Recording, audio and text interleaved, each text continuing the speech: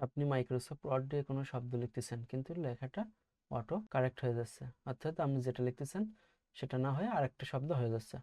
যেমন আমি যদি এখানে লিখি, আমাদের লিখলাম, লিখে আমি যখনই স্পেস চাপলাম তখন সেটা বলে নতুন কিছু হয়ে যাচ্ছে, নতুন একটা শব্দ হয়ে যাচ্ছে। এখন আমরা এটা কিভাবে ঠিক করতে পারি দেখুন। আমরা প্রথমে এখান থেকে চলে যাব ফাইলে, ফাইল থেকে চলে যাব অপশনে, অপশন থেকে আমাদের এখানে প্রুফিং, এই যে প্রুফিং অপশন, এখানে ক্লিক করব। তারপরে চলে যাব অটো কারেক্ট অপশন, এখানে এখানে দেখেন যেগুলো চেকমার্ক দেওয়া আছে আমরা এগুলো সব উঠিয়ে দেবো একটু একটু করে।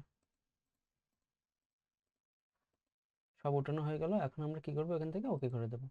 তারপরে এই যে ওয়ার্ড অপশন, এটাও আমরা ওকে করে দেব। এখন যদি আমরা নতুন নতুন করে লিখি তাহলে কিন্তু এখন আর এগুলো পরিবর্তন হচ্ছে না। আমরা এভাবে খুব সহজে এমএস ওয়ার্ডে এই অপশনটা অফ করার মাধ্যমে এটা ঠিক করতে পারি।